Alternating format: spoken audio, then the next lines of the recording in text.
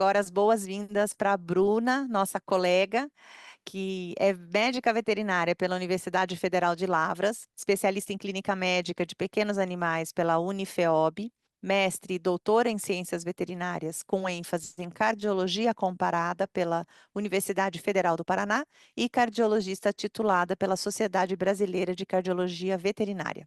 Ela é integrante da Animal Core, empresa pioneira no serviço de eletrocardiografia e atendimento cardiológico volante em Curitiba e idealizadora da Pump Cardiologia, uma plataforma de informação e compartilhamento de rotina cardiológica para veterinários, tutores e entusiastas.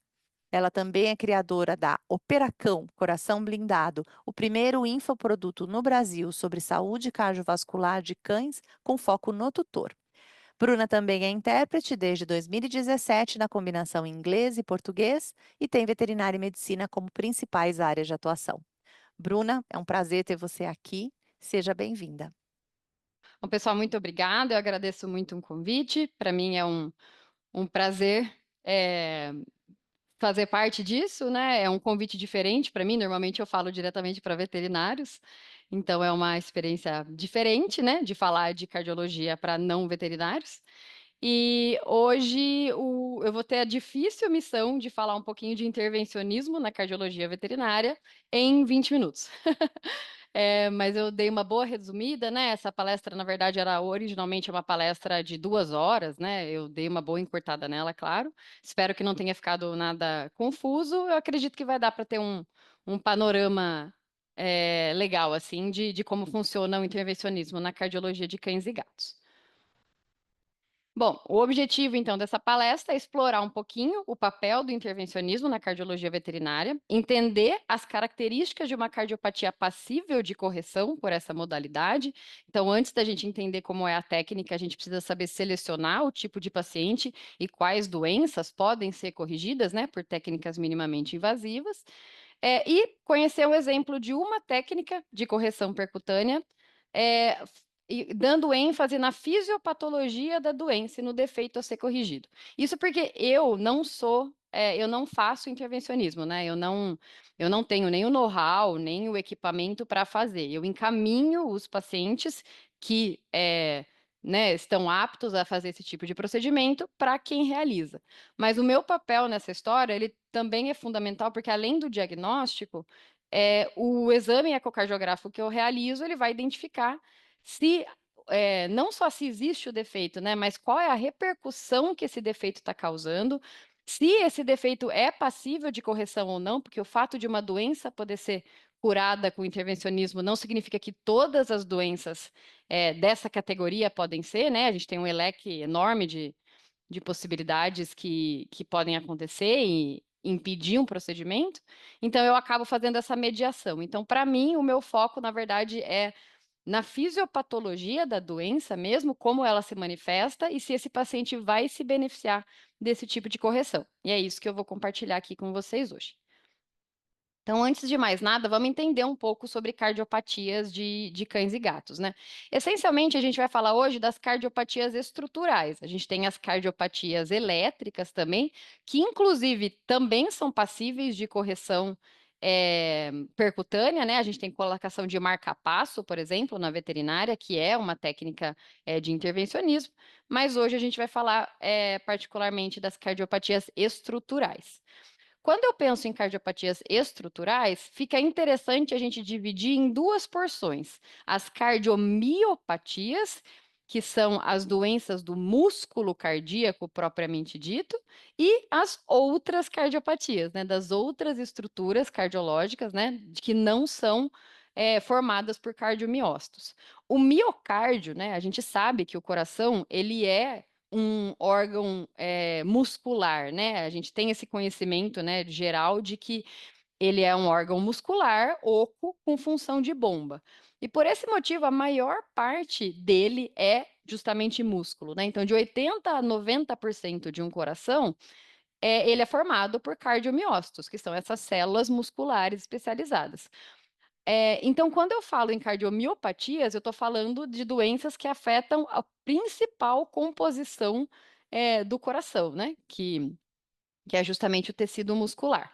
Então, pensando em cardiomiopatias na veterinária, a gente tem 2 exemplos muito clássicos, que é a cardiomiopatia dilatada, que acomete principalmente cães de grande porte, e as cardiomiopatias felinas, que o maior representante delas é, sem dúvida, a cardiomiopatia hipertrófica. E se a gente avaliar essas 2 alterações, cardíacas, por mais que ambas afetem o músculo cardíaco de forma primária, elas são completamente diferentes uma das outras, elas são opostas, bem dizer, né. Então, quando a gente pensa na cardiomiopatia dilatada, é uma doença muscular que gera primariamente uma disfunção sistólica. Então, eu tenho, num primeiro momento, um músculo cardíaco que tem, uma mutação nas proteínas do sarcômero e que acabam começando a desenvolver fibroses e uma falha na sua capacidade de contrair. Então, tudo começa com um coração que contrai mal por conta dessa doença primária dessa musculatura.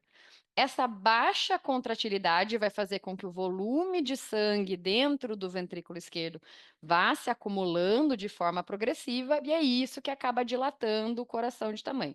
Existem várias consequências hemodinâmicas de uma cardiomiopatia dilatada. Então, a dificuldade de contrair nessa disfunção sistólica vai abaixar o débito cardíaco de forma geral, porque menos sangue vai sair do coração a cada batimento, e a gente também vai ter um grande volume represado, né, nesse coração, principalmente nos átrios esquerdo e direitos, que são as câmaras mais complacentes.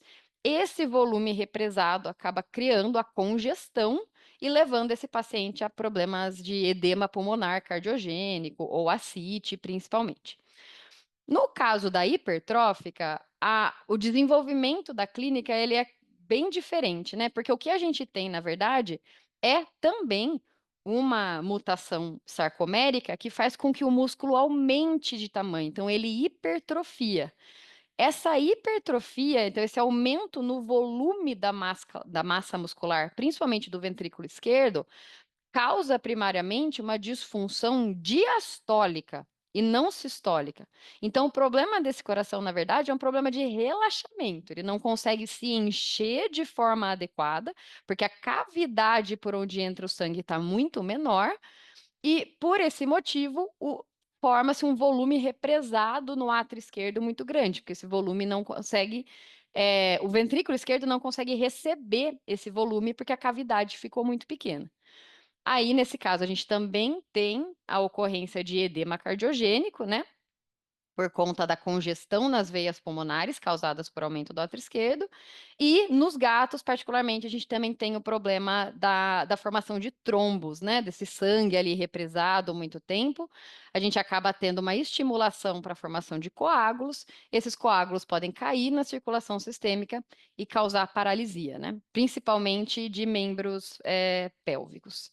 Isso é um panorama das doenças miocárdicas de maneira geral, que a gente atende muito, né, na nossa rotina, principalmente a hipertrófica no gato, dilatada no cão não é tão comum.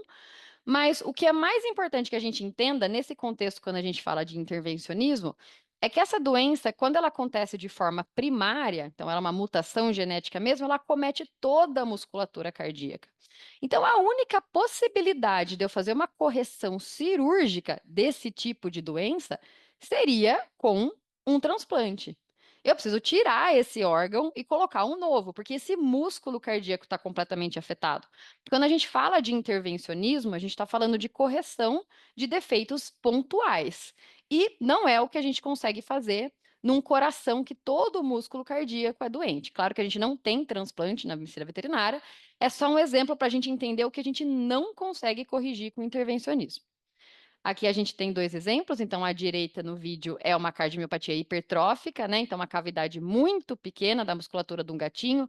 Aqui no Doppler a gente observa obstrução, inclusive, do fluxo. E aqui à esquerda é exemplo de uma cardiomiopatia dilatada num cachorro. Então a gente observa os ventrículos com muita dificuldade para contrair, uma motilidade extremamente baixa. Então é claro que essas 2 circunstâncias geram problemas muito sérios que a gente vai acabar tratando com inotrópico, diurético, vasodilatador e todo um combo de medicamentos para tentar compensar esse coração que não funciona bem em nenhuma das circunstâncias. Agora a gente vai falar das cardiopatias estruturais não musculares. Então, quando a gente tira o músculo cardíaco, que é de 80% a 90% do coração, o que que sobra? Dentro das cardiopatias adquiridas, que a gente poderia pensar que poderiam ser corrigidas por intervencionismo, porque não afetam diretamente o músculo cardíaco, seria a endocardiose, que é nosso carro-chefe, porque ele vai afetar o endocárdio valvar. E quando a gente fala de cardiopatias congênitas, existe um leque enorme também de doenças, né, que nascem já com o paciente por causa de uma má formação no desenvolvimento embrionário, mas as principais que a gente poderia pensar são justamente as que também acometem o endocárdio valvar, que seriam as displasias e as estenoses. Mas as comunicações interventriculares ou interatriais também são passíveis de correção percutânea. E, além dessas alterações, a gente tem as pericardiopatias também. Então, pericárdio é aquela estrutura, né, fibroelástica que envolve o músculo cardíaco e que eventualmente pode ter algumas alterações que dificultam o funcionamento cardíaco. Então, a remoção, né, cirúrgica do pericárdio ou a abertura de janelas nessa estrutura não prejudica o funcionamento cardíaco a longo prazo e pode ser feita a partir de técnicas percutâneas. Mas basicamente é um miocárdio sadio. Então, eu tenho alterações em outras estruturas cardíacas, mas a princípio eu tenho um miocárdio, um tecido muscular cardíaco conservado. Claro que, por mais que não sejam doenças do músculo cardíaco propriamente dito, por mais que quando eu estou falando, por exemplo, de uma estenose valvar, né? Então, é uma doença de um endocárdio valvar. Eu não posso me esquecer que, por mais que essa doença seja pontual, a existência deste problema vai gerar a longo prazo uma consequência hemodinâmica no músculo cardíaco. Então, o fato de eu ter um problema que não é originariamente muscular, não significa que esse músculo não vai ser afetado de forma secundária. Como que isso vai acontecer? Então, vamos pensar que eu tenho um defeito pontual uma estenose de uma válvula, né? Então, uma dificuldade para essa válvula abrir. Se eu tenho essa estenose, eu gero uma sobrecarga funcional nesse coração. Se essa válvula não abre direito, permitindo a passagem do sangue, eu tenho o coração precisando fazer uma força muito maior para vencer essa válvula e fazer esse sangue fluir. Então, a sobrecarga funcional nesses casos de estenoses é, a princípio, uma sobrecarga de pós-carga, né? Então, é um aumento da pós-carga. Esse aumento da pós-carga vai causar um remodelamento compensatório do coração. Então, se ele está fazendo mais força para ejetar um volume de sangue, esse músculo vai ficar mais musculoso, igual um músculo esquelético na academia. Se você está fazendo mais força para levantar um peso, você está aumentando, hipertrofiando esse músculo. Então, no caso da estenose, esse remodelamento compensatório é muito parecido com o que a gente observa na hipertrófica primária dos gatos, por exemplo. A doença não é no músculo, ela não começou no músculo, mas o fato de existir uma obstrução da passagem do sangue vai, sem dúvida, afetar esse músculo de forma secundária. E essa hipertrofia vai causar as mesmas consequências hemodinâmicas que um gatinho com hipertrófica. Por outro lado, se eu tenho um defeito hemodinâmico, se o meu defeito pontual é, na verdade, uma displasia, então é uma válvula que não fecha direito, né? Uma displasia gerando insuficiência. A sobrecarga funcional agora, ela vai ser de pré-carga e não de pós-carga. Pré-carga é o aumento de volume dentro desse coração que vai aumentar o seu estiramento.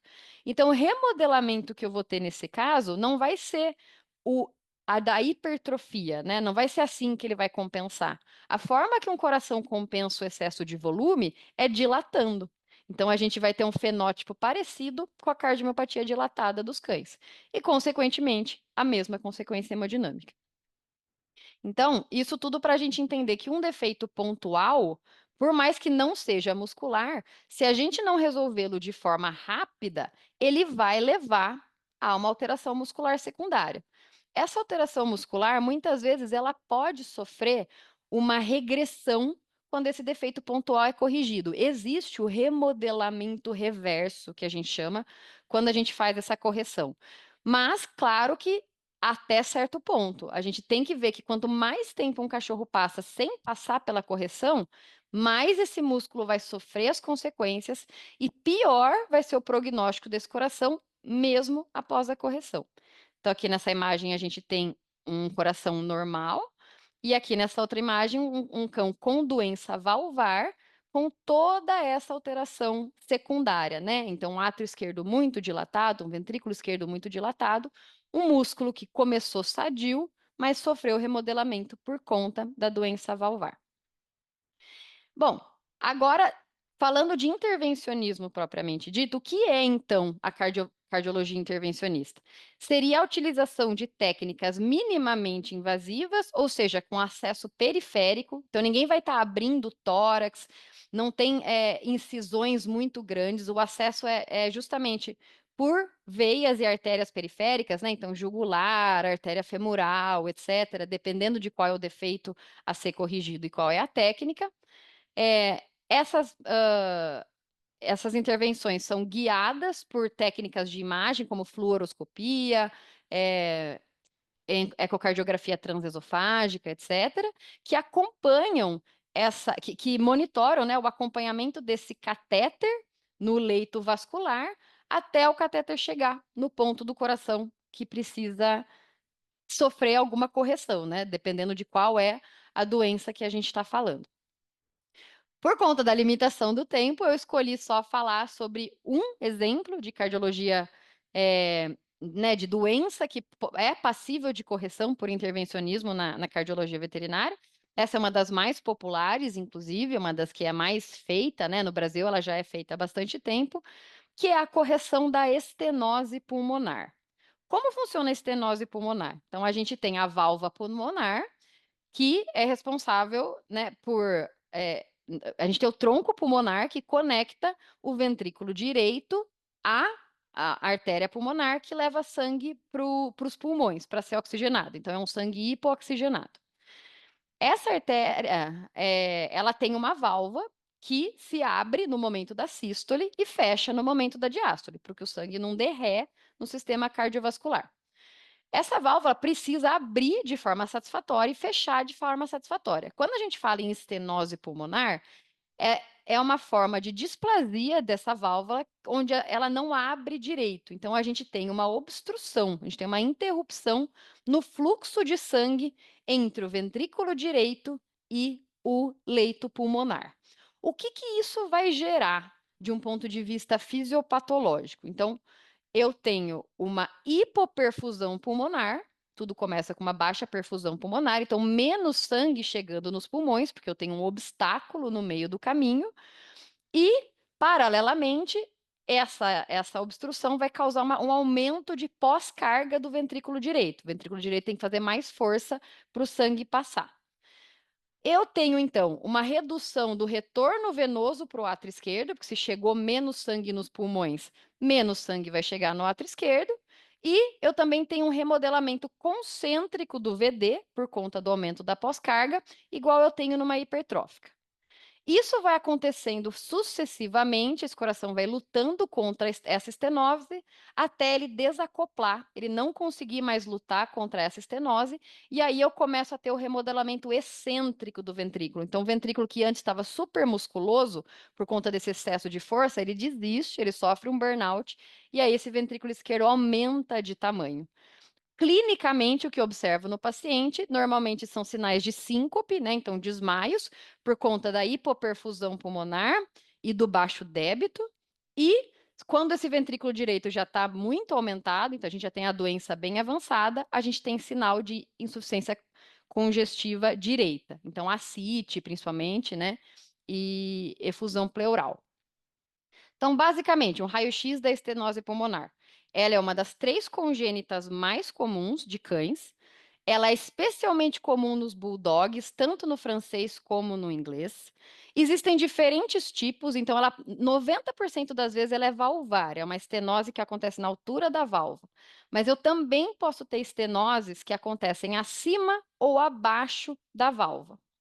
E a graduação é feita em até 50 milímetros de mercúrio, é uma estenose leve, uma estenose moderada de 50 a 80 e grave a partir de 80. A gente costuma indicar a cirurgia, o procedimento, nas que são graves, né, acima de 80 milímetros de mercúrio.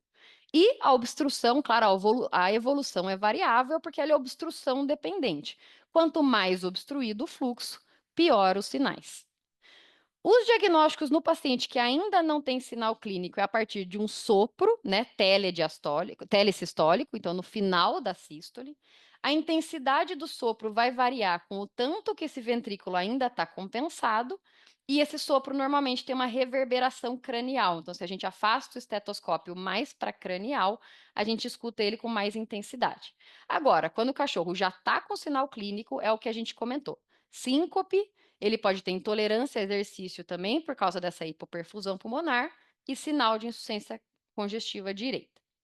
No exame ecocardiográfico, além dele confirmar o diagnóstico, então, além de mostrar que tem realmente o defeito, que aquele defeito é que está gerando o sopro que eu ouço na ausculta, eu preciso investigar também se ele tem defeitos associados. Se ele tem um forame oval patente ou uma comunicação interatrial, porque se eu tenho uma estenose do lado direito, mas qualquer comunicação entre o septo interatrial ou entre os ventrículos, eu posso ter fluxo de sangue do lado direito para o coração para o lado esquerdo.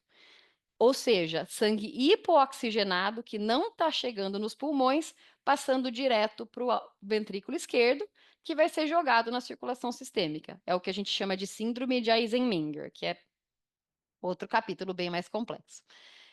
O eco também, além de me dar o diagnóstico, me faz, eu preciso, através dele, falar sobre as características do defeito, a gravidade e avaliar as coronárias, porque às vezes a estenose pulmonar acontece, principalmente em bulldogs, por causa de uma anomalia onde uma coronária abraça o tronco pulmonar. E nesse caso, eu não posso operar esse paciente, porque eu vou causar uma ruptura nessa coronária. Então, é muito importante fazer uma investigação, se todas as coronárias estão certinhas, se eu não tenho anomalia coronariana, para não submeter um paciente a um procedimento que, com certeza, vai ser trágico, né? Uma ruptura de cordoária vai fazer uma morte súbita cardíaca. E, além de tudo isso, do defeito, avaliar a repercussão do defeito. Então, quão grande está esse remodelamento dos átrios e ventrículos direito e como que está a função do ventrículo direito. Ele está dando conta ainda de bombear ou ele já está desacoplado, ele já está dilatando de tamanho? Então, aqui algumas imagens ecocardiográficas de um paciente com estenose pulmonar. Não sei se vocês observam o meu cursor, mas na primeira imagem a gente tem uma válvula muito espessada, muito grosseira. Esse turbilhonamento de cores, né, no Doppler colorido mostra para a gente o tamanho da obstrução, né, de forma visual. E aqui no Doppler contínuo a gente observa, não está mensurado aqui, mas com certeza tem mais de 80 milímetros de mercúrio nessa estenose. A indicação, então, do intervencionismo é a valvoplastia por balão. O acesso é jugular do catéter. Ocorre uma progressão do dispositivo com o balão fechado, acompanhado por um fluoroscópio. Esse balão é dilatado na altura da válvula que está estenosada para esgarçar essa válvula e, a partir daí, o catéter é retraído. E, como eu comentei, a orientação é fluoroscópica e com controle ecocardiográfico, muitas vezes com eco transesofágico. Então, esse é meu último slide, só para ilustrar para vocês como é um catéter balão, é essa estrutura do lado esquerdo. A gente não, que eu não faço, mas quem faz esse procedimento, né? Então, ele é colocado a partir da jugular, então, vai fazendo todo o caminho até o tronco pulmonar, na altura do tronco pulmonar. E aqui a gente tem uma imagem de fluoroscópio, né? Então, veja a entrada aqui pelo acesso jugular.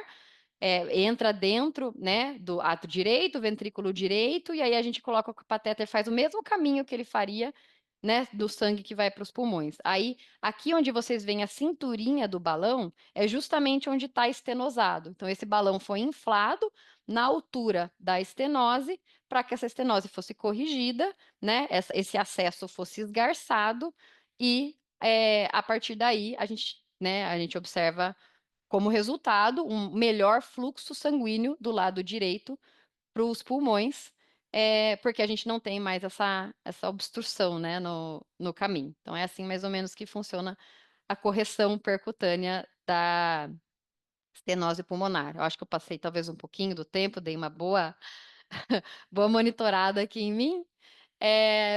Se vocês quiserem me encontrar nas redes, eu estou por toda parte, né? Eu tenho Instagram de conteúdo de cardiologia.